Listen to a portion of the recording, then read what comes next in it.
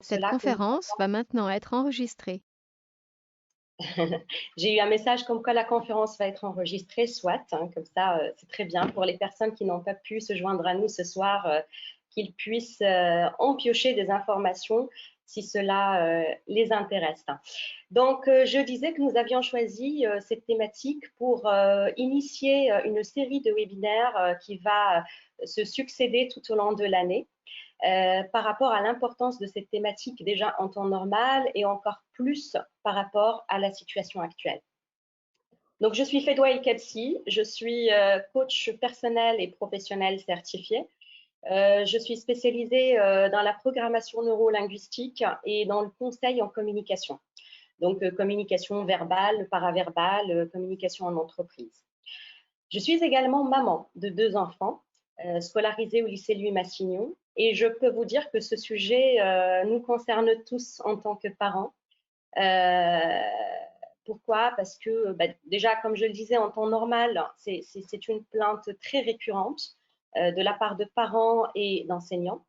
Et puis, en ces temps particuliers marqués par la peur, marqués par l'angoisse, par le changement de repère, le changement de routine pour les enfants, le changement de marque entre l'enseignement à distance, l'enseignement en présentiel, et avec tout ce que cela nécessite comme faculté d'adaptation et de concentration. Le fait est que être attentif et concentré est la condition essentielle de l'apprentissage et par là même de la réussite. Or, la concentration en activité scolaire est le premier objet de plainte et d'inquiétude selon les statistiques des corps enseignants et aussi des parents, quel que soit l'âge de l'enfant, du plus petit à l'adolescent, voire même l'adulte. Hein. Même nous, les adultes, parfois, on a du mal à se concentrer et on ne sait pas comment gérer cela. Donc, en partenariat avec l'association de parents d'élèves, l'APE et l'ELM, dont je suis membre également, nous avons décidé de vous inviter aujourd'hui autour de cette thématique. Et avant d'entrer dans le vif du sujet, je vais d'abord vous proposer de poser le cadre, hein. Donc, comprendre quels sont les tenants et les aboutissants et de quoi, de qui on va parler très précisément ce soir. Donc, je vais commencer par faire la différence d'un côté entre les enfants qui ne font pas attention, donc qui lisent mal une consigne, qui font un faux calcul, qui travaillent avec peut-être l'idée qu'ils veulent en finir au plus vite, peu importe le résultat, et ceux qui ont un comportement agité ou au contraire apathique, donc mou, l'esprit ailleurs, en rupture avec l'extérieur, et ils sont incapables de tenir, par exemple, dans la durée sur une tâche qui exige de la réflexion. Deux, la troisième catégorie qui est l'enfant étourdi, l'enfant qui a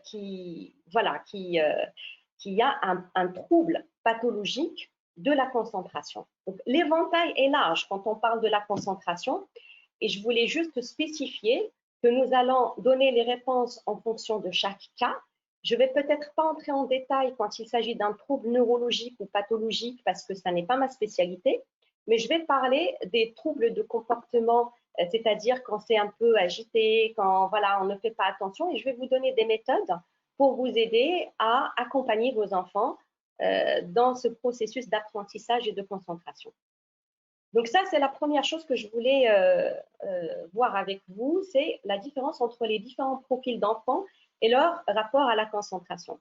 De la même façon, nous allons faire la différence de l'autre côté entre la concentration et l'attention. Ce sont deux mots qui ne veulent pas dire la même chose, mais souvent, on les confond. Alors, si je prends la définition du Larousse, par exemple, l'attention selon Larousse, c'est la capacité de concentrer volontairement son esprit sur un objet déterminé. Or, la concentration est l'action de faire porter toute son attention sur un même objet. Alors, vous allez me dire, c'est subtil, la différence, on ne l'aperçoit pas. Donc, je vais vous expliquer un peu plus en détail, mais d'un côté pratique. Donc, l'attention, contrairement à la concentration, l'attention n'a pas de centre. C'est-à-dire, on fait attention à tout ce qui surgit, à toute nouveauté qui s'introduit dans le champ de la perception de l'instant présent. C'est le cas, par exemple, quand vous conduisez votre véhicule. Vous êtes attentionné, donc vous faites attention à la conduite, au véhicule, mais vous faites également attention à tout ce qui se passe autour de vous, que ce soit à l'intérieur du véhicule, si vous avez des enfants à bord ou une personne à bord, ou si vous entendez des bruits de moteur, des bruits de je ne sais quoi, et tout ce qui se passe autour du véhicule à l'extérieur.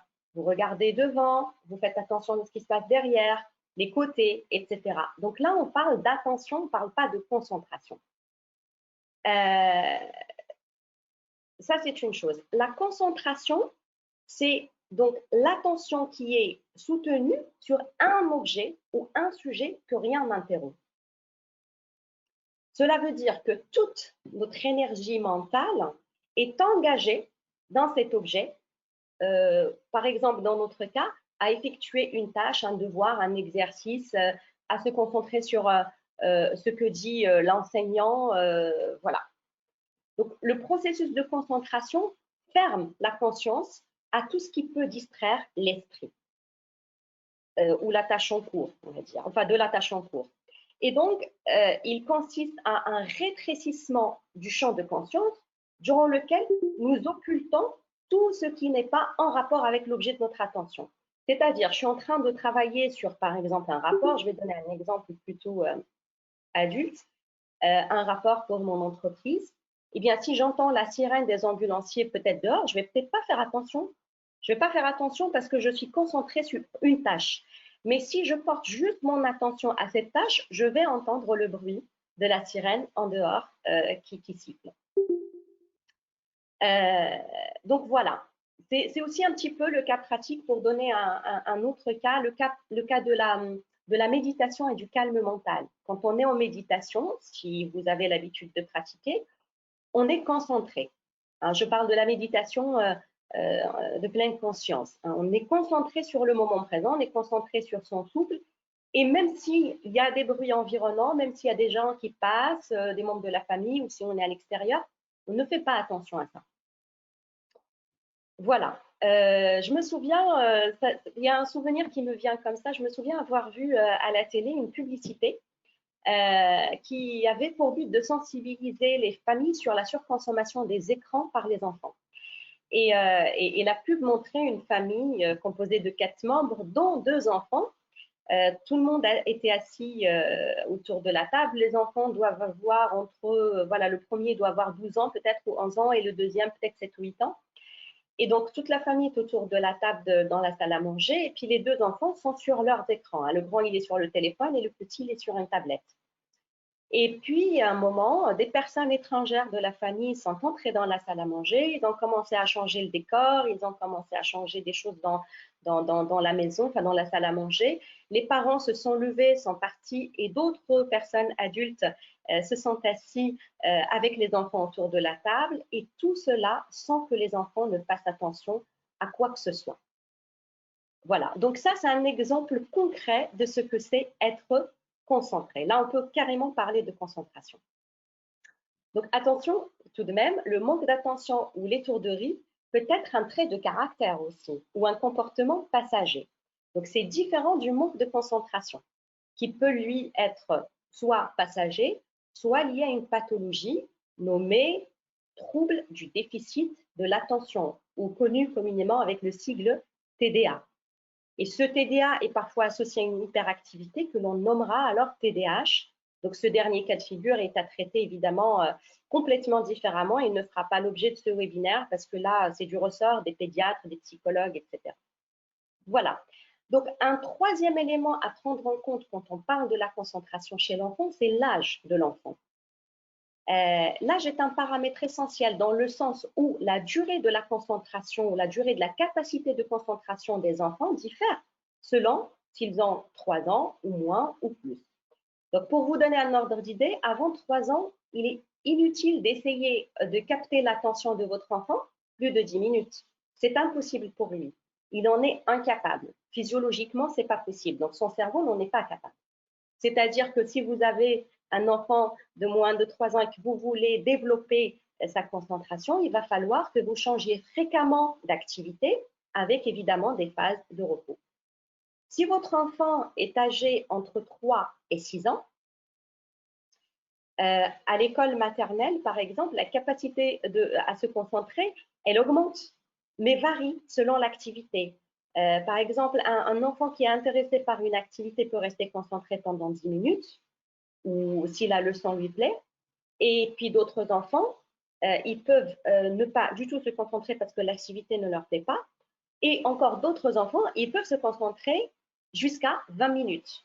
Donc de 3 à 6 ans, ça change. Ça reste aux alentours de 10 minutes, ça augmente un petit peu, mais on peut avoir un cas de non-concentration totale quand il n'y a pas d'intérêt, quand l'enfant ne ressent pas l'intérêt. De 6 à 10 ans, à l'école primaire, la maturité cérébrale de l'enfant lui permet de maintenir son écoute et son attention pendant environ 30 minutes. Alors, on n'est pas sur la même, on va dire, le même niveau de concentration, c'est-à-dire qu'on va avoir un moment de focus et ce moment-là, il ne va pas durer plus de 20 minutes, mais au total, on peut dire que l'enfant peut rester concentré, c'est-à-dire écouter, exécuter une tâche, enfin un exercice ou un devoir si l'enseignant le lui demande. Il peut rester assis sans avoir besoin de bouger ni de se lever pendant 30 minutes. Donc, il faut bien entendu faire des petites pauses entre chaque séquence. Quand on parle de séquences de 10 minutes, de 20 minutes ou de 30 minutes, ça veut dire que pour maintenir la concentration de l'enfant, il faut lui accorder des pauses à la fin de chaque séquence. Donc, tout ça pour dire que chaque enfant a des capacités de concentration différentes selon son âge et selon aussi son trait de caractère. Donc, il est important pour vous, parents, d'observer votre enfant afin de connaître sa capacité de concentration et la durée pendant laquelle il peut rester focusé sur une tâche particulière. Donc, voilà, pour récapituler, avant de juger que le problème de votre enfant est le manque de concentration, ayez en tête le paramètre de l'âge, la différence entre concentration et attention, et la différence entre une simple étourderie, une non-compréhension de ce qu'il a à faire, ou un déficit sensoriel ou un trouble d'attention, pathologique, je veux dire. Pour vous aider donc à parler d'un problème de concentration ou pas, donc pour confirmer ou infirmer un manque de concentration chez votre enfant, je vais vous donner quelques signes. L'enfant qui manque de concentration, il peut avoir du mal à rester assis longtemps, qu'il a besoin constamment de bouger. L'enfant peut avoir du mal à terminer ce qu'il commence. Il a peut-être du mal à écouter les consignes jusqu'au bout. Il est impatient. Et puis, il y a des enfants aussi qui sont peut-être sensibles au bruit. Et du coup, le moindre bruit peut détourner son attention de ce qu'il fait. L'enfant, par exemple, perd beaucoup de temps dans ce qu'il fait. Il s'éparpille. Alors, si vous êtes tous des parents d'enfants scolarisés ou LLM, nous avons l'outil It's Learning qui, lui, chaque professeur définit le temps moyen que l'enfant doit passer, par exemple, sur un devoir. Donc, si le temps recommandé par le professeur ou par l'enseignant est de 5 minutes et vous voyez que votre enfant reste 30 minutes sur cette tâche, ça veut dire peut-être qu'il y a une étourderie. Ou alors, il n'a pas compris. Ça veut dire qu'il n'est pas concentré. C'est-à-dire que s'il est concentré, il peut le faire aux alentours, dans une durée qui s'approche aux 5 minutes. Donc, ça peut être 3 minutes, ça peut être 7 minutes, ça peut être 10 minutes, mais en tout cas, pas plus. Le manque de concentration peut être également, ou plutôt, il peut se manifester par une baisse de rendement scolaire. Si vous voyez que les compétences de votre enfant n'évoluent pas ou régressent, c'est un signe aussi qui peut vous alerter sur sa capacité de concentration. L'enfant qui manque de concentration, il a tendance à rêver, rêvasser, enfin, il a tendance à la rêverie. Ou alors à une agitation générale, c'est-à-dire une impulsivité, une hyperactivité, des mouvements un peu anormaux. Ou voilà, on l'a dit tout à l'heure, des troubles psychologiques ou neurologiques. Par troubles psychologiques, j'entends des troubles anxio-dépressifs, ça peut exister aussi. Alors, si vous avez décelé des signes de manque de concentration chez votre enfant, comment vous allez pouvoir l'aider? C'est l'objet de ce webinaire.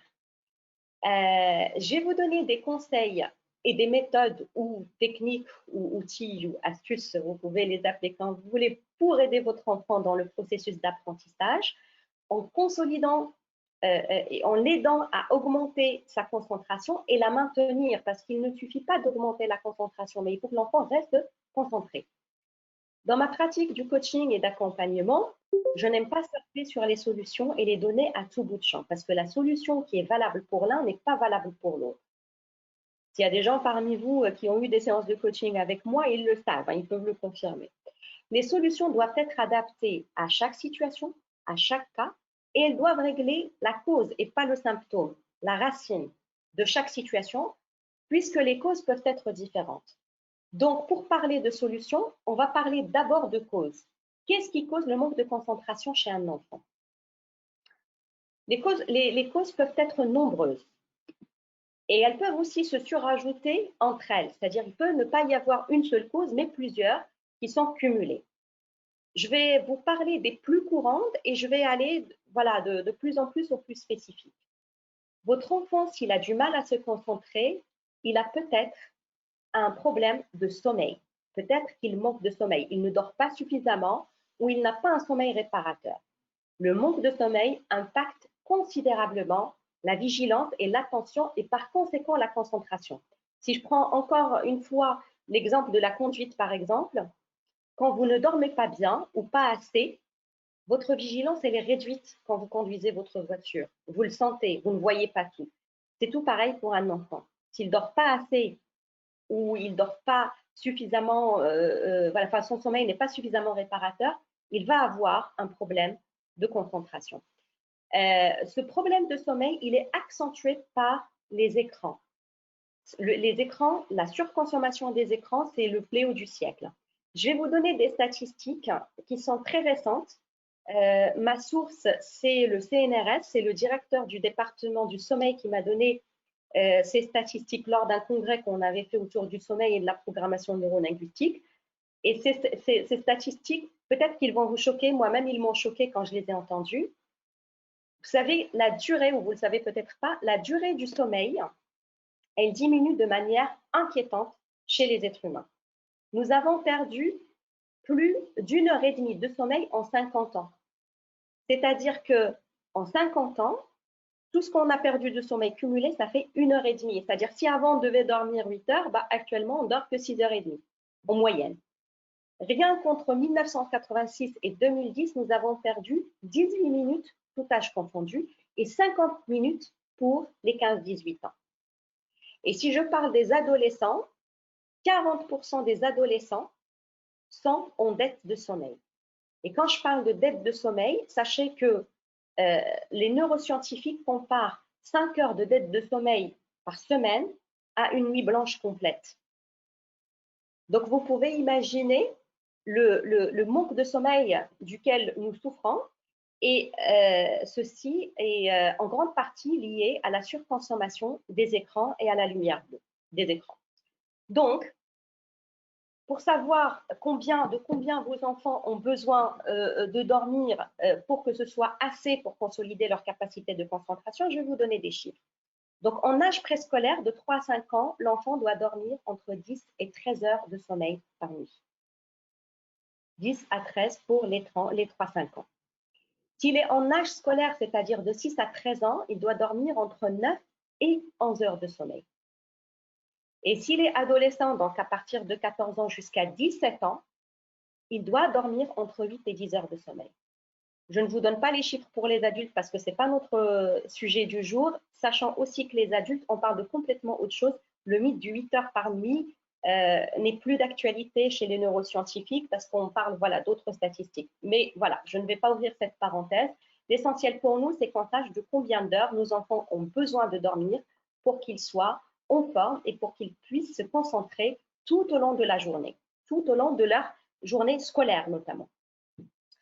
Voilà, ça c'est une chose, le sommeil. Et puis ça m'amène à parler des écrans parce que c'est la cause numéro 1 pour qui a causé cette dette de sommeil.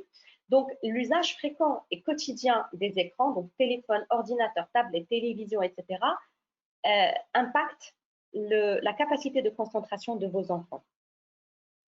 Surtout que de nos jours, les écrans sont omniprésents dès la petite enfance. Hein. Moi, j'ai déjà vu des bébés de 6 mois qui sont avec des tablettes dans leur poussette ou des téléphones pour regarder des dessins animés. Ça n'est vraiment pas une bonne chose. L'autre cause, c'est parfois on demande aux enfants des choses qui sont beaucoup plus difficiles par rapport à leur âge. Donc, c'est des demandes inadaptées à son âge et à sa maturité. Donc, il faut peut-être revoir cela aussi, revoir les termes qu'on utilise pour demander à l'enfant de faire telle chose ou telle chose. Et puis, il faut adapter nos demandes à son âge et à ses capacités. Le stress, les enfants souffrent aussi de stress. Le stress ou l'anxiété, qui peuvent être causés soit par la situation sanitaire actuelle, donc les repères qui ont changé pour nos enfants, ou éventuellement s'il y a des problèmes dans la famille ou avec les amis. On peut parler ici de harcèlement, on peut parler de chômage des parents avec comme conséquence de la situation actuelle. On peut parler des conflits aussi conjugaux quand les enfants sont témoins de disputes, etc. En clair, l'enfant est préoccupé ou stressé par ce qui se passe autour de lui et cette anxiété, elle occupe tout son espace mental, ne le laissant pas se concentrer sur sa scolarité. Comme je le disais tout à l'heure, il y a des enfants qui sont hypersensibles aux stimuli auditifs et visuels. Et je vous demande là d'observer vos enfants et de comprendre leur sensibilité. Là, je vais parler de causes qui sont plutôt d'ordre sanitaire, on va dire, de la santé mentale et physique de l'enfant et neurologique. L'anémie. L'anémie peut empêcher l'enfant de se concentrer parce que le manque de fer empêche le cerveau de se concentrer et par conséquent de mémoriser. Les troubles sensoriels aussi. Si votre enfant n'entend pas bien ou ne voit pas bien, eh bien, il ne va pas se concentrer parce qu'il n'a pas eu toutes les informations, il n'a pas compris la consigne et par conséquent, il ne peut pas se concentrer. Donc, le manque de concentration ne vient pas voilà, d'une hyperactivité ou d'une inactivité, mais plutôt de ce problème physiologique hein, qui est lié à ces troubles sensoriels. Il y a aussi les troubles neurologiques ou ce qu'on appelle les dysorthographies, les dyspraxies, les dyslexiques, etc. Donc, voilà, ça on en a déjà parlé. Mais attention, un manque de concentration peut aussi révéler une précocité ou ce qu'on appelle la douance. Si votre enfant est surdoué, il va s'ennuyer en classe et du coup, son système émotionnel, il va développer une stratégie d'évitement et du coup, il ne va pas écouter ce que dit le professeur, l'enseignant parce qu'il s'ennuie. Tout ça pour lui est trop facile. Le problème dans ça, c'est que l'enfant, quand il n'écoute pas, il n'a pas de bonnes notes et donc on ne peut pas dire il est surdoué. Donc, c'est aux parents d'observer leurs enfants parce que la douance, on ne l'observe pas qu'à l'école ou qu'à travers les devoirs ou les cours, on peut l'observer aussi à travers d'autres intelligences que l'enfant exprime ou manifeste en dehors de l'école. Donc, attention à ces éléments-là, l'anémie, les troubles sensoriels, les troubles neurologiques ou encore la précocité. Donc, pour parler des solutions, d'abord explorer toutes ces pistes-là. Parce que ces pistes-là peuvent vous orienter dans les solutions, peuvent vous dire vers qui vous pouvez vous orienter. Est-ce que vous pouvez vous orienter vers un médecin, vers un psychomotricien, vers un pédiatre, un psy, ou alors vous pouvez aider votre enfant avec des petites choses que je vais vous donner maintenant. Je ne sais pas si vous avez des questions ou vous préférez laisser les questions à la fin.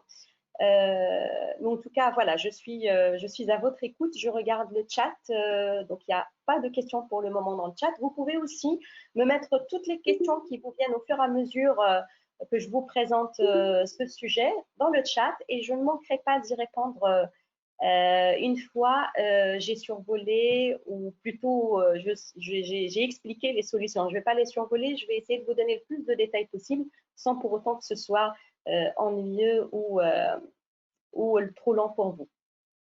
Donc, par rapport aux méthodes pratico-pratiques, une fois que vous avez exploré toutes les pistes des causes physiologiques, des causes psychologiques et des causes neurologiques, on va parler des enfants normaux qui n'ont aucun problème de santé et qui pourtant ne sont pas concentrés ou manquent de concentration.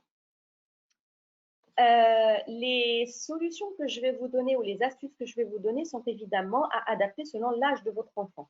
D'accord?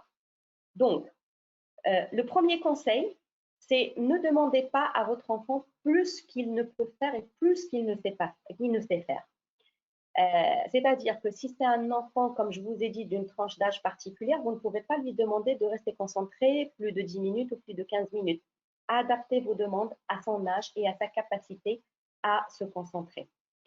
Pour les tout petits en âge préscolaire, donc en maternelle, s'il vous plaît, éloignez les écrans. Et ça commence dès la naissance. Éloignez les écrans de vos petits. Vous savez, Steve Jobs, il n'a jamais donné aucun écran à ses enfants avant l'âge de 10 ans. Avant l'âge de 10 ans. Donc c'est Steve Jobs. Il pouvait le faire, il pouvait leur acheter tous les écrans du monde. Il ne le faisait pas parce qu'il était bien conscient de l'impact négatif des écrans sur les enfants. Si les enfants, encore une fois, sont en âge préscolaire, donc je continue avec cette tranche d'âge, faites des jeux qui attirent l'attention de votre enfant, des jeux qu'il apprécie, d'accord? Pour lui apprendre à se concentrer à chaque fois qu'il est dans un jeu.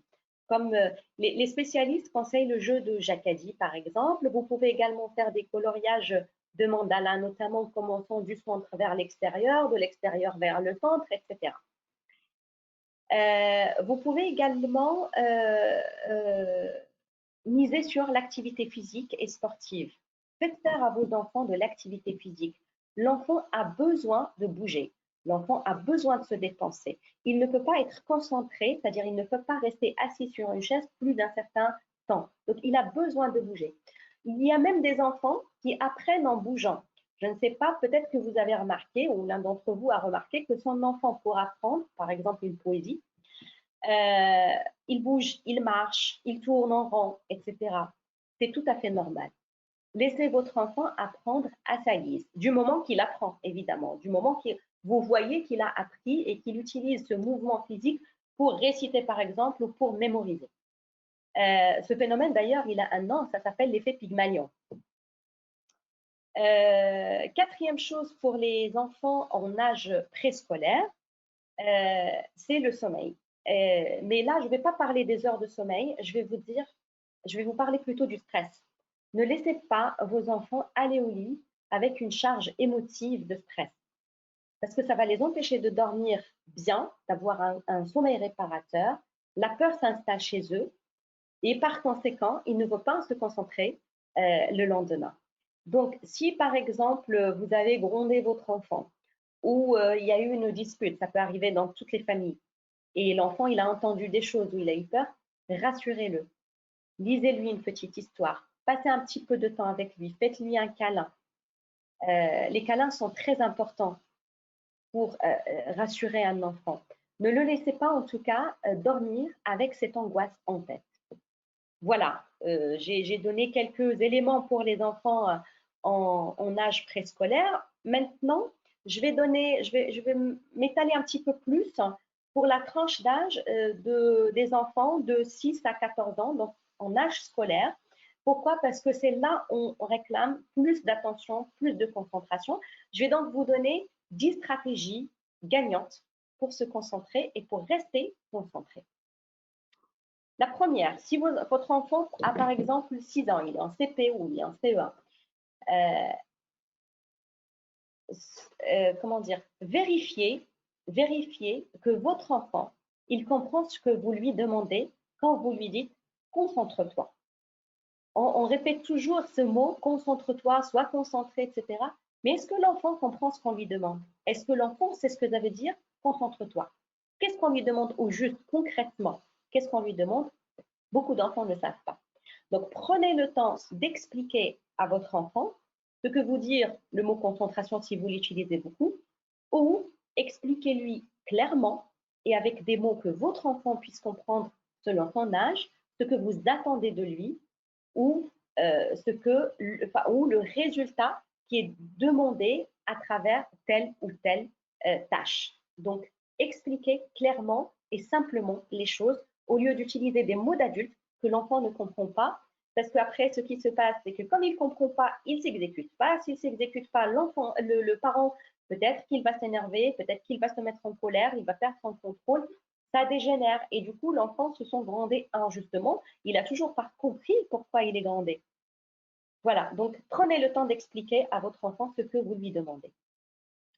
La deuxième des choses, la deuxième stratégie gagnante, vous allez peut-être rire quand vous allez l'entendre parce que ça va vous paraître tellement simple et tellement futile, mais croyez-moi, elle est tellement essentielle et on l'oublie parce qu'on oublie toujours les choses simples. La deuxième chose, c'est l'alimentation. L'alimentation de votre enfant, évidemment, elle doit être équilibrée, elle doit être donnée à des heures fixes, etc. Bon, tout ça, vous allez me dire, je connais la chanson.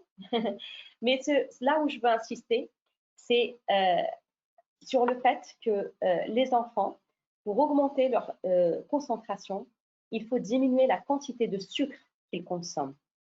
Et ça, c'est les parents qui en sont responsables parce qu'ils autorisent ou pas la consommation d'aliments sucrés. Le sucre, c'est l'ennemi du cerveau.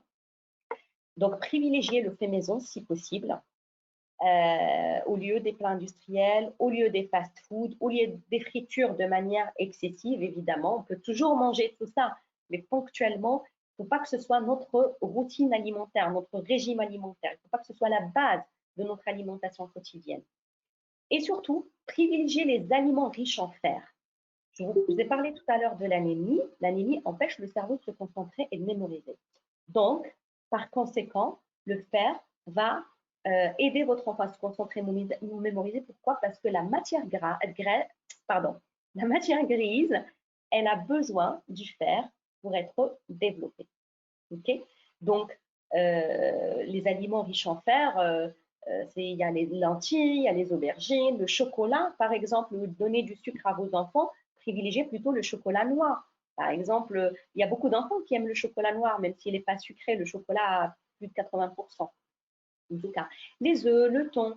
Et surtout, veillez à ce que votre enfant boive beaucoup d'eau. Est-ce que vous savez que votre cerveau, le cerveau humain, est constitué de 80% d'eau? Et vous savez pertinemment que le corps humain perd aussi beaucoup d'eau, surtout nous qui vivons dans un pays où il fait toujours chaud, on perd beaucoup d'eau à travers la transpiration, à travers les urines, voilà, donc on perd beaucoup d'eau.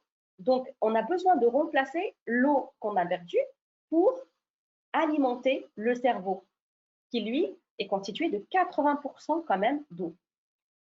Donc, ça veut dire aussi que la fonction cérébrale optimale, elle dépend de l'eau. Donc, apprenez à vos enfants à boire de l'eau régulièrement. Voilà, j'arrive à la troisième méthode ou le troisième conseil qui est le sommeil et je ne le dirai jamais assez. Le cerveau humain continue de travailler pendant le sommeil. Et il fait un travail excellent d'ailleurs de mémorisation parce que quand on dort, l'inconscient, il transporte les informations que nous avons vues, que nous avons retenues, que nous avons entendues en journée, il les transporte de la mémoire courte à la mémoire longue pendant le sommeil. C'est pour ça que j'insiste beaucoup sur le sommeil. Cela aide les enfants à mémoriser et quand on parle de concentration, on parle toujours de mémorisation, ça va de pair. Voilà. Et cette information, elle est valable pour l'adulte aussi. Donc, si vous voulez que votre enfant mémorise bien et se concentre bien, veillez à ce qu'il ait le nombre suffisant de sommeil et à ce qu'il ait un sommeil réparateur. L'éducation au sommeil est une partie intégrante de l'éducation que vous donnez à vos enfants. Voilà, et je ne vais pas vous embêter encore plus avec cette question de sommeil. Quatrième conseil que je peux vous donner, c'est l'espace. Pardon, Madame Fadoua, vous permettez que je vous pose une question ou vous souhaitez jusqu'à la fin? C'est comme vous voulez, je vous écoute. Je voulais juste vous demander pour les enfants qui effectivement, malgré de créer un rituel au niveau le temps le soir, de passer manger, prendre la douche, passer au lit, mais ils ont tellement d'énergie que ça n'empêche que même si on essaie de lire une petite histoire, rentrer un peu dans l'ambiance, ils n'arrivent pas à dormir tôt, je dirais pas avant 8 ou 8h30, au max 9h. Et comme vous l'avez bien souligné, qu'ils ont besoin d'un minimum d'heures pour pouvoir grandir sainement et être concentrés le lendemain sur leurs tâches. Comment faire avec des enfants dans des cas pareils? Surtout, on a parfois des retours des professeurs vis-à-vis de cet égard. Et quoi répondre dans un cas pareil, si vous permettez? Merci d'avance. Je vous en prie.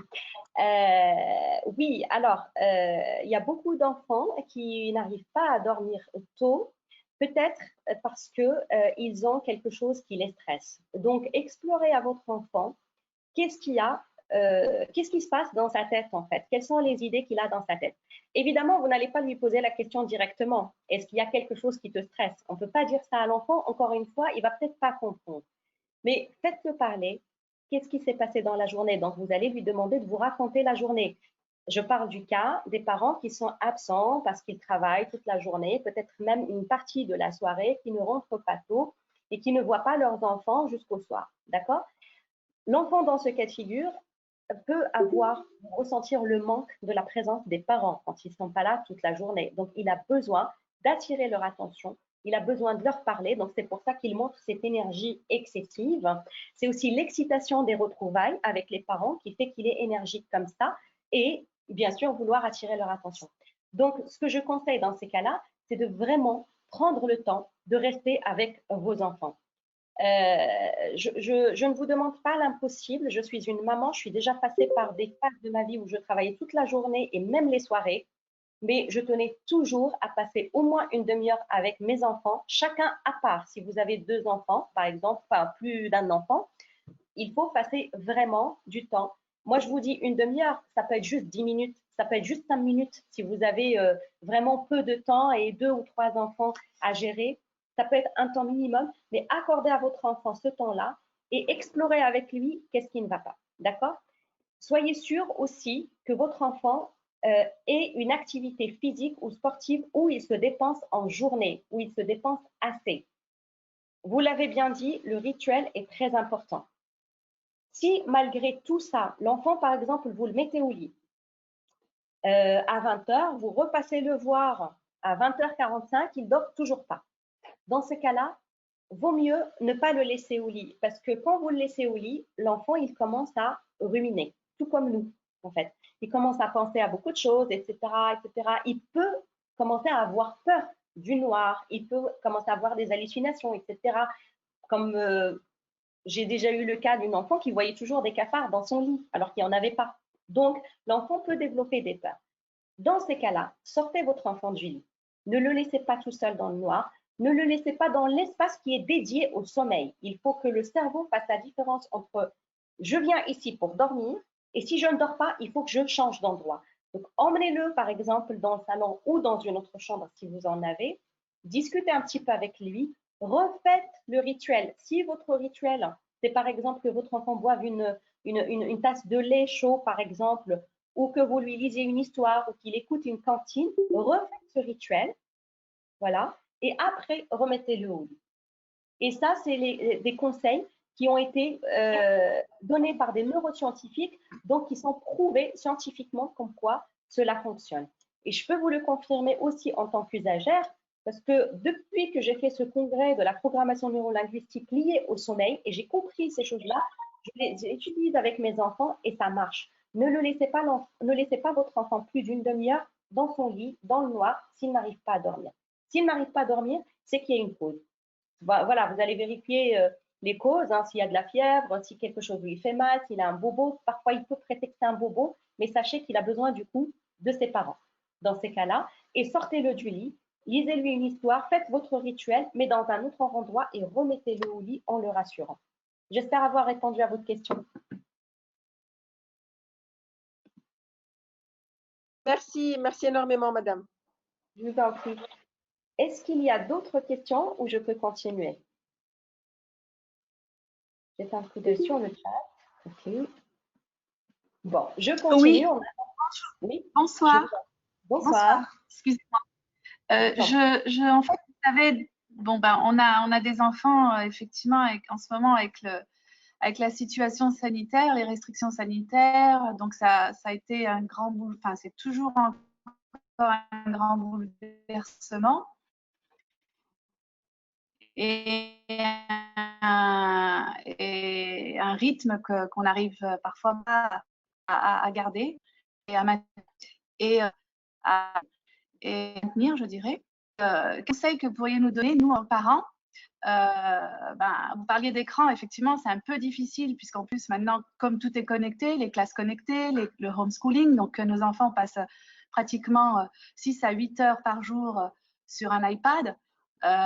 Donc, qu'est-ce que avez-vous quelques petits conseils comme ça à nous donner après cours? Parce que moi, je sais que j'ai mes enfants, surtout celui qui a 14 ans, quand il passe,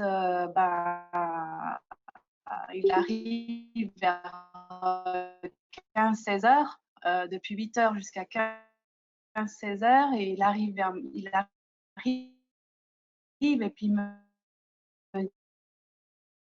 dit je suis fatiguée, j'en peux plus, donc je ne peux pas lui parler, je n'arriverai pas à lui faire d'activité. La seule chose qu'il veut, c'est de s'enfermer dans sa chambre. Mais je ne sais pas si je rejoins, après c'est peut-être un cas particulier, mais les autres parents me rejoignent aussi là maintenir tant qu'il y aura. Alors, merci Madame de votre question. Alors, d'abord, je vais commencer par vous rassurer que votre enfant n'est pas un cas particulier. C'est le cas de tous les adolescents de cet âge-là. J'en ai un aussi qui a 14 ans. Avec justement les jeux vidéo, les jeux en ligne, le fait que les enfants soient isolés et que leur seul contact avec leurs copains de cet âge-là, c'est les jeux en ligne justement, ou les Snapchat, les réseaux sociaux, enfin de façon plus générale. Du coup, ils ont du mal à décoller justement de leur PC ou de leur tablette. Voilà. Le problème, c'est que avant, les enfants allaient à l'école, donc ils bougeaient un petit peu, d'accord? Et ensuite, quand ils rentraient, ils pouvaient passer un petit peu de temps sur les jeux vidéo. Maintenant, ça n'est plus le cas. Maintenant, les enfants, voilà, à l'âge de votre enfant, il doit être très certainement classe de 3e, donc il va quand même à l'école une matinée sur 2. N'empêche que les après-midi et les autres jours où il a école à distance, il est tout le temps sur son écran. Alors, la première chose que je peux vous conseiller, c'est de demander à votre enfant de se lever, de bouger.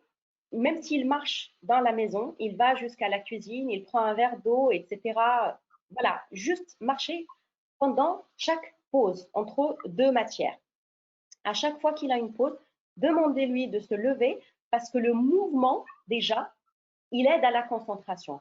Bien évidemment, je vais pas détailler les bienfaits du mouvement sur le corps entier. On sait qu'il y a beaucoup de maladies qui sont spécifiques de notre siècle, par exemple les maladies des cervicales, les tensions musculaires, etc.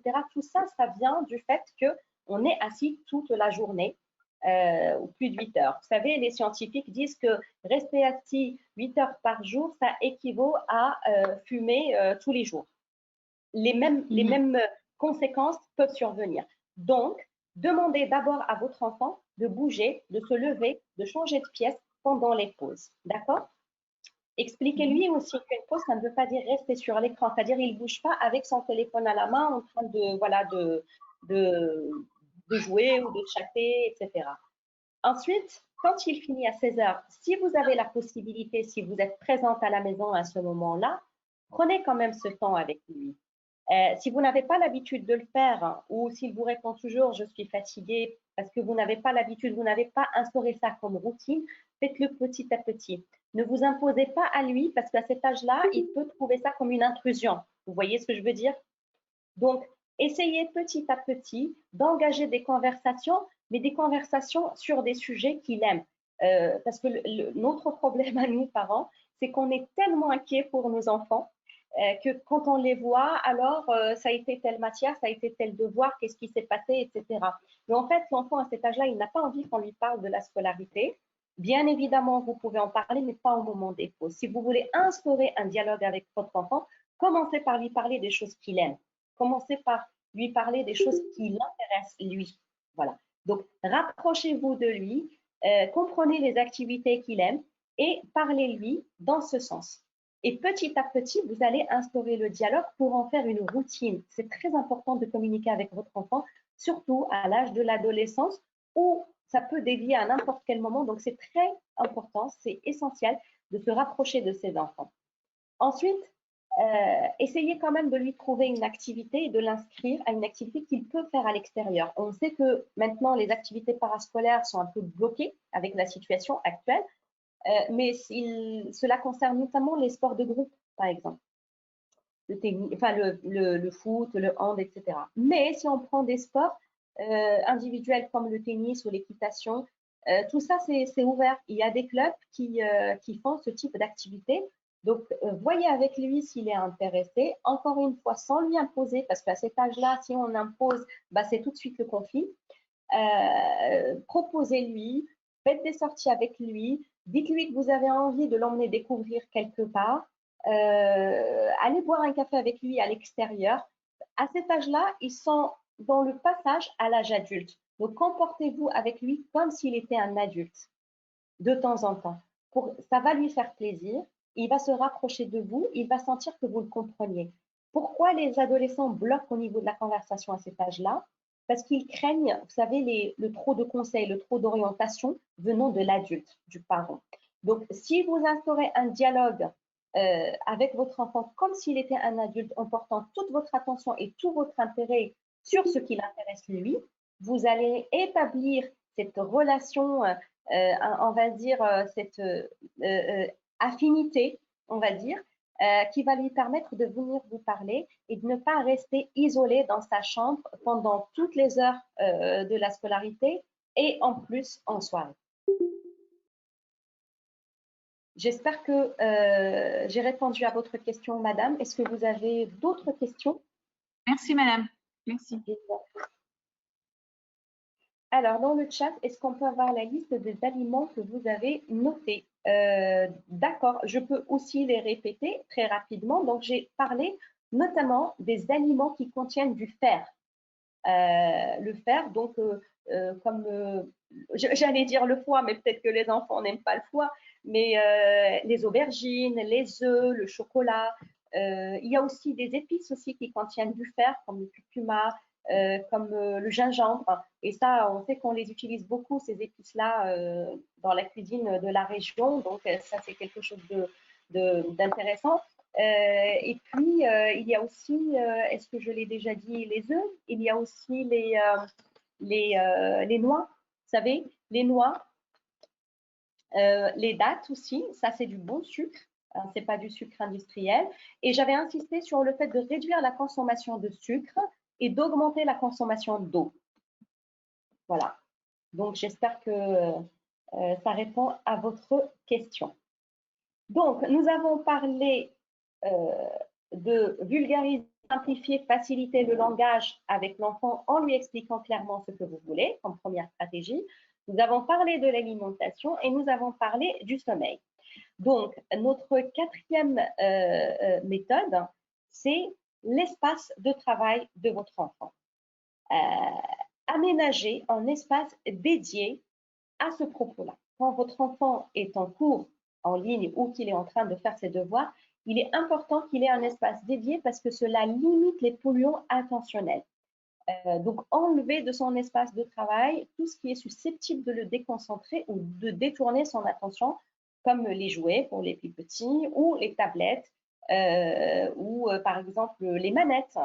Justement, je disais tout à l'heure que mon fils est âgé de 14 ans. Eh bien, nous, le deal qu'on a fait depuis le début d'année, c'est que quand c'est les moments où il travaille les cours, donc que ce soit en devoir ou qu'il est en classe virtuelle, les manettes, les jeux vidéo ne circulent pas sur son espace de travail.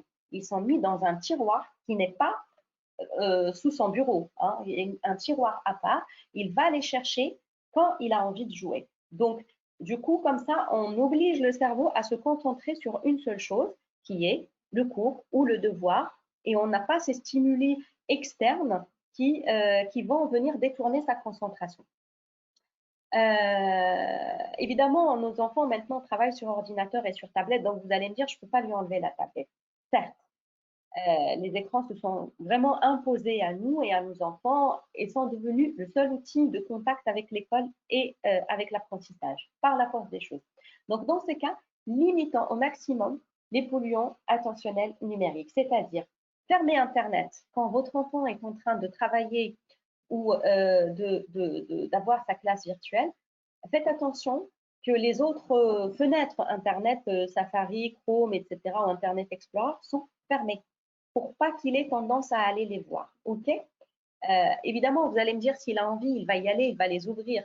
Mais là, ça lui demande un peu plus d'effort que juste d'avoir juste un clic.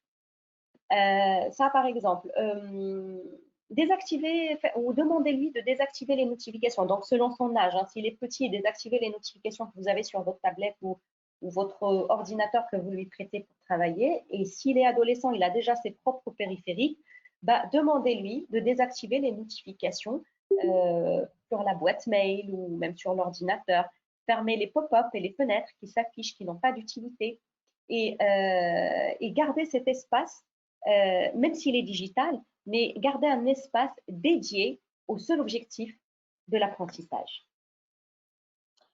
En parlant toujours de l'aménagement de l'espace de travail, l'endroit dans lequel votre enfant travaille doit être propre, il doit être aéré, il doit être lumineux. Vous allez me dire, oui, on le sait, mais souvent on l'oublie et parfois le bureau est en bazar. Sachez que l'environnement externe, il n'est que le reflet de notre état interne. Donc, si votre enfant travaille dans un bureau où il y a beaucoup de choses éparpillées, ça veut dire qu'il y aura de l'éparpillement aussi dans sa pensée. Voilà.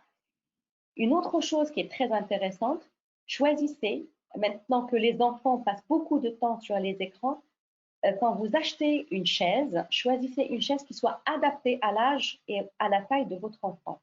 Il faut qu'il y soit bien installé, il faut qu'il y soit confortable, il faut qu'il y soit à l'aise. Encore une fois, cela peut vous paraître anodin ou simpliste, mais ces petites choses sont des polluants à la concentration. Donc, on va essayer de le limiter au maximum pour que l'attention de l'enfant ne soit pas dispersée par un quelconque inconfort, que ce soit du bruit ou un inconfort lié à l'installation, etc. Un enfant qui travaille, par exemple, dans le salon, ne serait-ce que pour faire un devoir, hein, parfois, voilà, on se dit, OK, pour qu'il change un petit peu. Très bien, il peut travailler dans un salon, mais dans ces cas-là, il ne faut pas que la télé soit allumée, il ne faut pas que la maman ou le papa soit au téléphone, qui parle à haute voix au téléphone.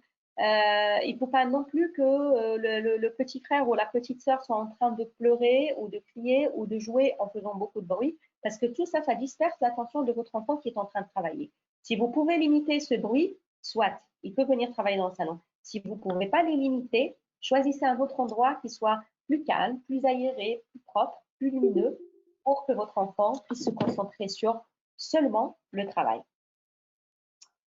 La cinquième recommandation que je vous donne, c'est d'apprendre à vos enfants à résister aux tentations.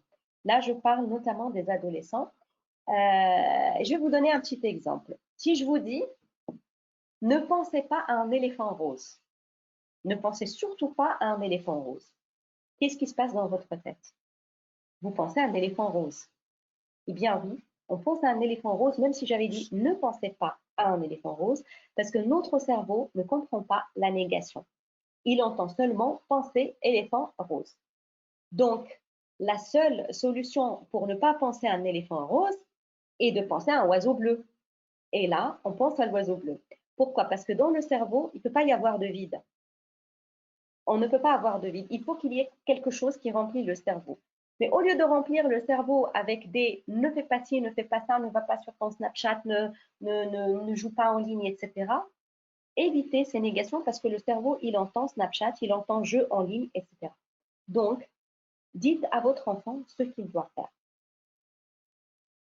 Voilà, j'avais donné cet exemple ou cette métaphore pour vous rapprocher l'idée que parfois dans notre langage, on n'apprend pas aux enfants à résister parce qu'on leur donne des tentations avec notre langage en utilisant les négations. Soyez positif dans votre langage avec votre enfant. Utilisez des formulations positives. Donc, la solution, c'est quoi? C'est d'indiquer clairement à votre enfant ce qu'il a à faire avec précision, avec simplicité et une tâche à la fois. OK? Une tâche à la fois. Cela nous amène à la 6e recommandation de concentration qui est cette histoire de tâches. Donc, ma recommandation, c'est de découper. Nos enfants, ils ont beaucoup de matière, ils ont beaucoup de devoirs, ils ont les cours, ils ont les exercices, etc. Ils ont les maths, ils ont le français, ils ont l'histoire géo, la physique, etc. Parfois, quand ils ont beaucoup de choses, ben, ils ne peuvent plus se concentrer parce que la tâche leur paraît tellement énorme. Par exemple, s'ils ont un exposé à faire en français, la tâche est tellement énorme que leur pensée, elle est perturbée par la quantité de cette tâche ou la charge de cette tâche et par conséquent, il a du mal à aller jusqu'au bout de la tâche. Donc, aidez-le à découper ce qu'il a à faire en mini-tâches. Aidez-le à le... Et ce n'est pas parce qu'il est en âge d'adolescence qu'il n'a pas besoin de votre aide. Faites-le vraiment et les enfants apprécieront beaucoup. Proposez-lui de découper son objectif ou son devoir à plusieurs sous-missions ou petites tâches de façon à ce que la difficulté soit découpée aussi. Cela va l'aider à se concentrer davantage sur ce qu'il est en train de faire au lieu de penser à tout ce qu'il attend. N'oubliez pas qu'on peut tous manger un mouton, mais une bouchée à la fois. Donc, idem pour votre enfant, vous lui donnez un gros gâteau de 6 parts, il peut le descendre entièrement, mais part par part. Idem pour ses devoirs.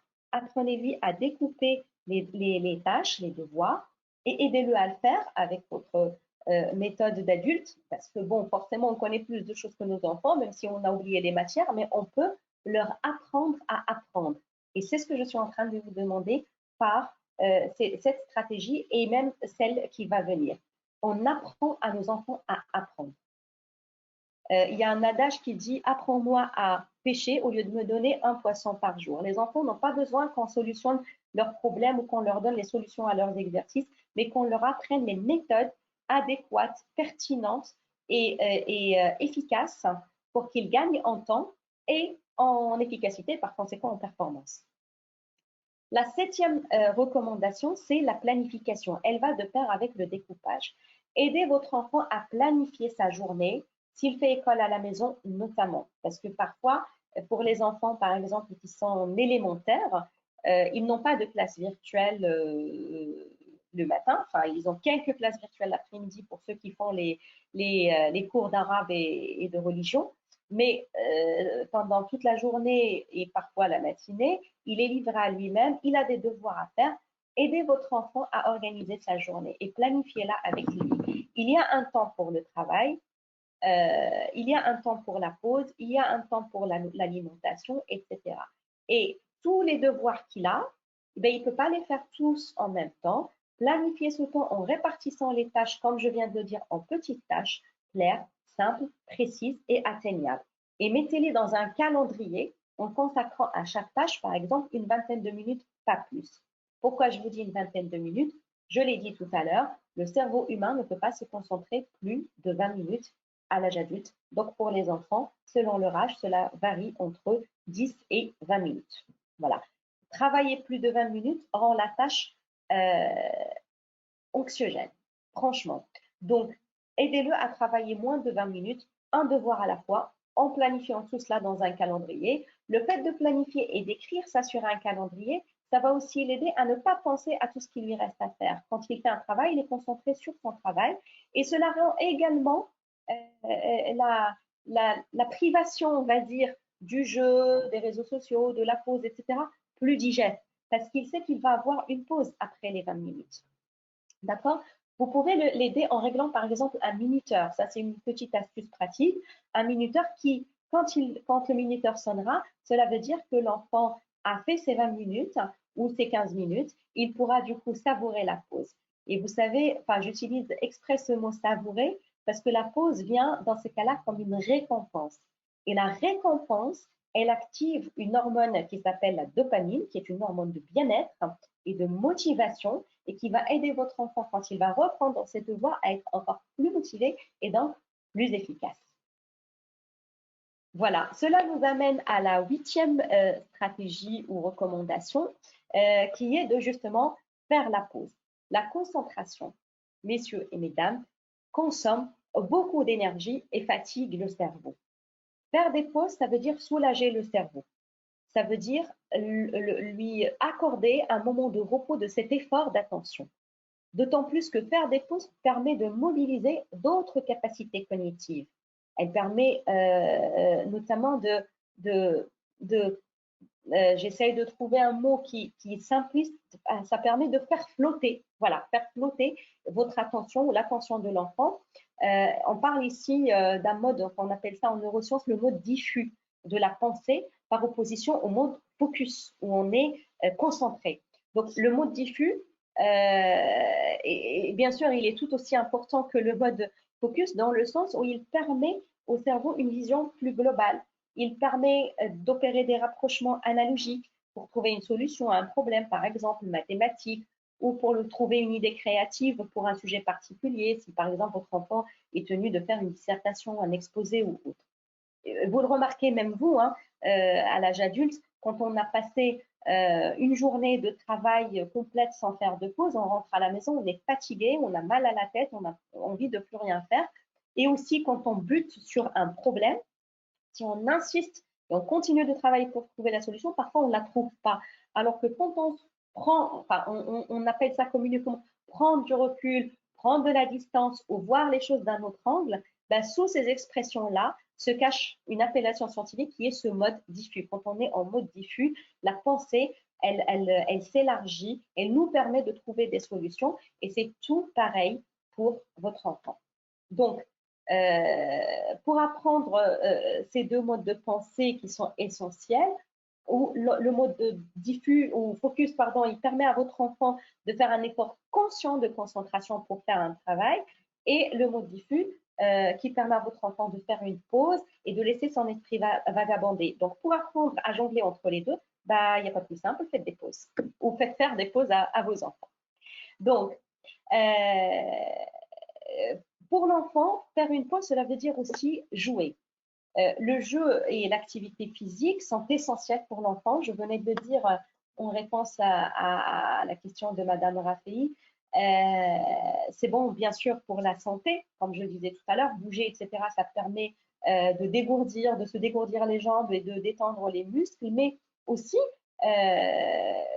parce que la mission principale de notre cerveau, quelque part, est de contrôler nos mouvements. Donc, on permet aussi au cerveau d'exercer sa fonction principale qui est de commander ou contrôler nos mouvements. Donc, pendant que nous bougeons, nous stimulons par ces mouvements des facteurs on appelle ça les facteurs neurotrophiques du cerveau. Et ces facteurs-là sont comme de l'engrais pour faciliter. C'est comme de l'engrais pour le cerveau. Il aide à créer de nouvelles connexions neuronales, de nouvelles cellules cérébrales voient le jour. Et du coup, à travers le mouvement, ou à travers l'activité physique ou sportive, on maintient la vigilance et la concentration. Donc, permettez à votre enfant de jouer entre les devoirs ou d'avoir une activité physique. Hein. Ça peut être courir, ça peut être peut-être aller dans un club s'il pratique une activité régulièrement, etc. Nous arrivons à l'avant-dernière recommandation qui est la respiration. Profitez des pauses avec votre enfant pour lui apprendre, plutôt lui réapprendre à respirer. Encore une fois, le cerveau, au niveau de son anatomie, il pèse 2% du poids du corps et consomme 20% d'énergie, notamment 20% d'oxygène. Donc, le cerveau a besoin d'oxygène, c'est son énergie. Pour qu'il puisse dépenser de l'énergie dans la concentration, ben, il faut la lui donner. Donc, si je vous dis respirer, ce n'est pas juste pour le plaisir de respirer, mais c'est vraiment pour alimenter votre cerveau. Donc, apprenez à votre enfant à prendre le temps de respirer profondément. Faites-le avec eux. Vous savez que les enfants, surtout les enfants très bas âge, ils font la respiration ventrale de façon très naturelle et c'est cette respiration dont je vous parle. Plus on grandit, plus on oublie de faire cette respiration et on respire juste à travers la partie thoracique. La respiration profonde qui vous permet d'alimenter votre cerveau et de diminuer aussi le stress, hein, parce que la respiration est le moyen plutôt le plus efficace et le plus rapide pour réduire le stress, c'est la respiration ventrale ou abdominale. Ça veut dire quoi? Ça veut dire quand on inspire, on gonfle le ventre et quand on expire, on le dégonfle. Et il y a beaucoup de méthodes de respiration qui sont recommandés pour justement augmenter la concentration et réduire le stress. Vous pouvez les trouver sur Internet. Il y en a pas mal aussi sur ma chaîne YouTube, Coach Fedwa El Kabsi, en arabe et en français. Il y a des techniques comme la cohérence cardiaque, comme la technique du block breathing. Donc, enfin, on appelle ça en français le carré. Donc, on inspire en 4 temps, on bloque en 4 temps, on expire en 4 temps et puis on rebloque en 4 temps. Et puis, il y a beaucoup de techniques. On ne va pas s'attarder parce que je vois que le temps passe. Mais vous pouvez trouver tout ça sur Internet. Mais en tout cas, sachez que la respiration, elle va alimenter le cerveau et elle va aider votre enfant à gérer son stress. Et d'ailleurs, pour les enfants qui ont du mal à dormir, je conseille aussi de faire avec eux quelques respirations ventrales. Et généralement, ça aide beaucoup. Si ce sujet vous intéresse, on a prévu de faire un webinaire sur la gestion de stress pour les collégiens et les lycéens notamment qui ont des examens à passer en fin d'année. Donc, si le sujet vous intéresse, vous pouvez nous rejoindre dans ce webinaire. Donc, l'APE va vous donner les dates prochainement. Et là, je vais parler davantage de la respiration, des techniques de respiration et puis d'autres techniques pour réduire le stress. La dernière chose liée à la respiration, j'ai essayé de vous donner les méthodes en lien pour favoriser la mémorisation de ces méthodes. C'est la concentration sur le souffle, ou ce qu'on appelle la méditation de pleine conscience. Quand je dis le mot méditation, pour les gens qui n'ont pas l'habitude, ils se disent « Oh là là, je ne peux pas me poser comme un lotus pendant 30 minutes ». Il ne s'agit pas de ça. La méditation dont je vous parle, c'est la méditation de pleine conscience, c'est-à-dire juste être présent dans l'ici et le maintenant et être focus sur la tâche que vous êtes en train de faire. Donc, en l'occurrence, la respiration. Aidez votre enfant à méditer. Un enfant, d'ailleurs, il peut méditer juste en se posant dans un coin et en contemplant un arbre. Votre enfant est en train de méditer. Donc, la méditation de pleine conscience, elle revient juste à engager toutes les forces mentales de votre enfant à un moment donné pour une tâche donnée. Donc, vous pouvez pratiquer ça juste avant de commencer à faire les devoirs ou l'école en ligne, moyennant vous vous posez, je vais vous décrire très rapidement, vous vous posez avec votre enfant et vous portez toute votre attention sur votre souffle. Voilà, vous fermez les yeux si vous le voulez, comme ça vous n'êtes pas pollué par des éléments externes. Vous fermez les yeux et vous portez votre attention sur votre souffle et vous respirez lentement, profondément, en faisant attention à ce qui se passe dans votre corps. Donc, vous allez sentir peut-être la température de l'air qui change en entrant et en sortant de vos narines. Ou vous allez porter votre attention sur la cage thoracique qui se gonfle ou se dégonfle, ou le ventre, etc. Et comme ça, vous allez faire cette méditation de pleine conscience. Et si le sujet vous intéresse, il y a des applications qui existent comme Petit Bambou ou Namatata qui proposent des essais gratuits. En anglais, il y a une application qui s'appelle Headspace qui aide à l'entraînement à l'attention. Donc voilà, vu que le temps est passé, je ne vais pas continuer sur les troubles de la concentration qui sont d'ordre physique ou neurologique, mais en tout cas, si vous voyez que votre enfant il a vraiment du mal à se concentrer, qu'il est agité tout le temps, que ces agitations rendent un petit peu la vie familiale difficile, que ça continue pendant peut-être plus d'un mois, eh bien peut-être que le comportement de votre enfant est géré ou régi plutôt par des problèmes neurologiques. À ce moment-là, je vous conseille d'aller voir son pédiatre ou son médecin traitant et lui va vous orienter vers les spécialistes selon le diagnostic qu'il va faire. Donc, soit un neuropsychologue, un neuropsychiatre, un orthophoniste peut-être, ou un psychomotricien, ou un ophtalmologue, ou un ORL parfois. En tout cas, ne sous-estimez pas les problèmes de concentration et leurs conséquences si les difficultés de votre enfant ne sont pas diagnostiquées et prises en charge rapidement. Ça peut avoir un impact négatif sur le développement de ses compétences sociales, affectives, scolaires. Il y a beaucoup de cas de décrochage scolaire à cause du manque ou du déficit de concentration. Ça peut aussi le conduire à des relations difficiles avec les autres enfants. Ça peut aussi l'éloigner en fait de sa propre personnalité parce qu'il aura tellement peur du regard d'autrui qu'il va essayer de rentrer dans un moule, et les enfants qui grandissent comme ça sont des enfants vulnérables et faciles à manipuler. Et bien sûr, c'est tout ce qu'on ne souhaite pas à nos enfants.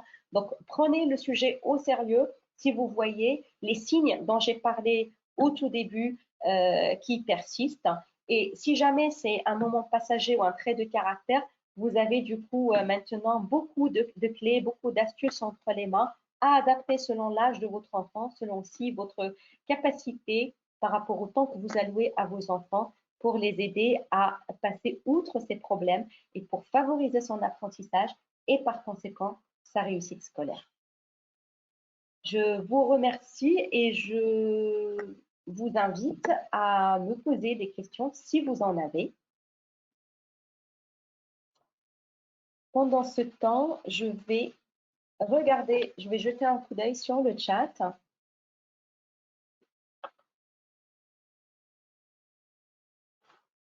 Alors, donc, on a répondu sur la liste des aliments. Sarah. Oui, le problème de mon fils, c'est qu'il oublie beaucoup. Il a la tête ailleurs. Il a 12 ans. Il faut que je lui rappelle tout lorsqu'il a un examen, par exemple. Alors, si vous voyez que le problème est persistant, je venais de donner la réponse là à la fin de ce webinaire. N'hésitez pas à consulter un médecin pour qu'il puisse vous orienter. Parce que je vois que vous dites qu'il oublie beaucoup. Il faut que je lui rappelle tout, même quand il a un examen. Là, pour le coup, il faut prendre la chose au sérieux. Maintenant, il y a aussi des enfants qui sont un peu tête en l'air, c'est un trait de caractère. Dans ces cas-là, il faut voir quelle est la cause, comme je le disais tout à l'heure, pour trouver la solution. Est-ce que votre enfant, il est sensible au stress? Est-ce qu'il est sensible au bruit? Est-ce que votre enfant a des soucis à l'école avec les amis? Ou est-ce que votre enfant, il a un problème au niveau peut-être neurologique, auquel cas il faut consulter. Mon fils a 8 ans et a tendance à refuser l'autorité et cela crée parfois des tensions lors des devoirs à la maison et l'empêche de se concentrer. Comment surmonter cela?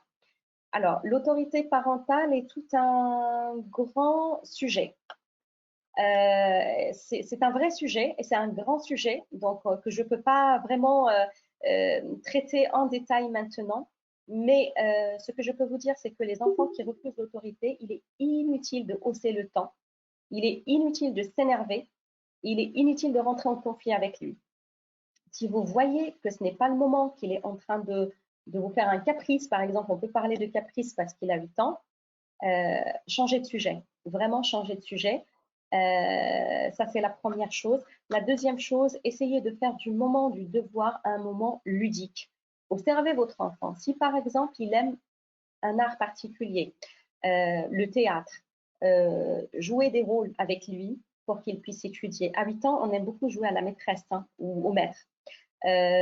Jouez avec lui à l'école. Si votre enfant, par exemple, aime tout ce qui est chanson, par exemple, il chante ou la musique de façon générale, apprenez avec lui en chantant. Ça aide beaucoup. S'il aime, par exemple, la danse, faites-lui réciter ses leçons en dansant. Mais faites-la sous forme de jeu. Faites tout ceci sous forme de jeu. À cet âge-là, ils sont plus intéressés par le jeu que par tout ce qui est sérieux. Il est inutile de se mettre en colère. Changez de sujet. Éloignez-vous un petit peu pour ne pas vous mettre en colère contre lui parce que ça ne va qu'aggraver les choses. Et utilisez toutes vos capacités créatives et votre instinct parental pour découvrir votre enfant et aussi donc vos capacités créatives pour faire du moment du devoir un moment ludique. Utilisez aussi la méthode de la récompense. Dites-lui, on va faire ce travail pendant 10 minutes, pas plus, parce que je le disais, à 8 ans, il ne faut pas lui demander plus de 10 minutes de concentration. Et ensuite, je vais te récompenser, tu auras une récompense. Mais n'abusez pas des récompenses pour pas que ce soit du chantage, pour pas qu'il fasse le travail juste pour avoir la récompense. Et la récompense ne peut pas être tout le temps quelque chose de matériel comme un bonbon, un chocolat ou un jeu vidéo. Ça peut être un câlin, ça peut être un bisou, ça peut être un petit mot, un petit dessin que vous lui faites. Par exemple, bon, c'est un garçon, il peut peut-être aimer les voitures, bah, vous dessinez une petite voiture et dedans, vous lui mettez, par exemple, je t'aime mon fils. Les enfants, ils ont besoin de se sentir rassurés par de l'affection et non pas par les colères. Donc voilà. J'espère avoir répondu à la question. Donc Sarah, oui, sensible au stress. Donc voilà, c'est l'enfant qui a 12 ans qui oublie. Ben, s'il est sensible au stress, il faut d'abord l'éloigner à tout ce qui peut causer le stress, vérifier avec lui les raisons de son stress. Ça peut être des raisons externes, comme je le disais tout à l'heure, donc un conflit avec les copains, quelque chose qu'il a vu à l'extérieur et qui a généré du stress chez lui, peut-être la situation actuelle liée au corona. Peut-être aussi des raisons internes, parce que les raisons internes de stress sont innombrables. Est-ce que votre enfant, il a peur de l'échec? Est-ce qu'il a peur de vous décevoir? Est-ce qu'il a envie que tout soit parfait pour que vous soyez contents et heureux, vous les parents? Donc, vérifiez avec lui qu'est-ce qui génère chez lui du stress, que ce soit les éléments internes ou les éléments externes, et en fonction, vous allez pouvoir réagir. Si je peux vous être utile, voilà, vous pouvez aussi me contacter via l'APE et on peut parler davantage de chaque cas précis. Bonjour, malheureusement, je me suis connectée trop tard, mais je suis très satisfaite de ce que j'ai pu entendre. Je vous remercie, monsieur ou madame, parce que c'est Association Génération 10 Agadir. Latifa, merci, je vous en prie, madame. Merci, madame, merci à l'APE pour ce webinaire. Pourriez-vous me communiquer le nom de votre chaîne YouTube dont vous avez parlé? La chaîne de ma chaîne, le nom de ma chaîne YouTube, pardon, c'est Coach Redwa El Kelsi. Je vais vous l'écrire dans le chat. Dedans, il y a des interventions que je fais avec des radios. Du coup, que ce soit en langue arabe ou en langue française. Donc, je ne fais pas beaucoup de vidéos, mais vous allez y trouver des webinaires enregistrés, vous allez y trouver des podcasts, donc des enregistrements d'émissions radio qui traitent de beaucoup de sujets, que ce soit la concentration, le stress, voilà, et puis d'autres sujets sur la vie conjugale et autres. Voilà, vous allez trouver tout ce que je fais avec les médias ou avec les écoles. Voilà. Je vais vous l'écrire. Vous avez aussi mon site internet, si cela vous intéresse, c'est actcoaching.fr. Voilà. J'ai oublié le www, mais bien évidemment, il faut le marquer.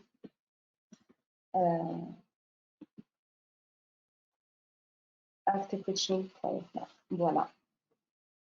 Et évidemment, je suis à votre disposition. Si vous avez d'autres questions, je me ferai un plaisir de vous répondre. Et vous avez aussi les autres webinaires qui vont suivre et qui vont parler de tout ce qui est stress, organisation, etc. Alors, bonjour, excellente présentation. Je pense qu'il est important de s'assurer que médicalement, l'enfant ne souffre d'un déficit visuel ou autre. Merci infiniment, très instructif. Oui, voilà, donc c'est ce qu'on a insisté. Il faut d'abord déceler la cause et si la cause est médicale, il faut s'orienter vers les spécialistes et sinon, voilà, vous pouvez utiliser les autres astuces. Je vous écoute si vous avez des questions. Voilà, on a encore 5 minutes. Madame Raffaï, on a respecté le temps, ça va? Je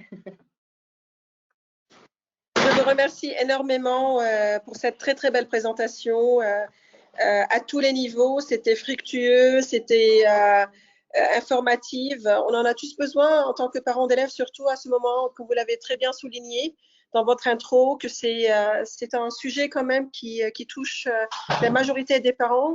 On est tous concernés, je pense. Et vraiment, je peux qu'en être fière au nom de l'équipe pour cette très très bonne intervention.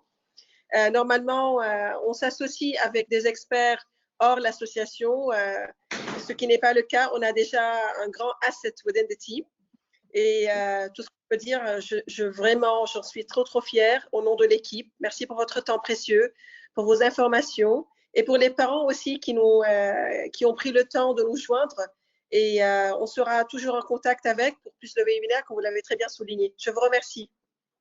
C'est moi qui vous remercie et voilà, sachez que ça fait partie de mon engagement aussi associatif de partager la connaissance, de partager le savoir et puis j'apprends aussi beaucoup à vos côtés, aux côtés de chacun. J'apprends aux côtés des parents qui viennent me voir pour des cas précis avec leurs enfants ou d'autres sujets de coaching. De toute façon, c'est une relation win-win parce qu'on n'est jamais on sait pas tout et on apprend avec de l'expérience et ça me fait vraiment très plaisir de le faire pour les parents d'élèves. Et puis moi-même, je suis, comme je le disais, sensible à tous ces sujets, étant moi-même maman. Donc, je peux comprendre aussi l'inquiétude des parents. Et je remercie également les parents qui ont prévu ce temps avec nous. Ça a été un plaisir de partager tout ça avec vous. C'est notre plaisir, maître.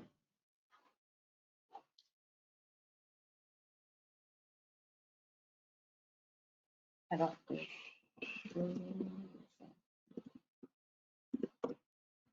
voilà.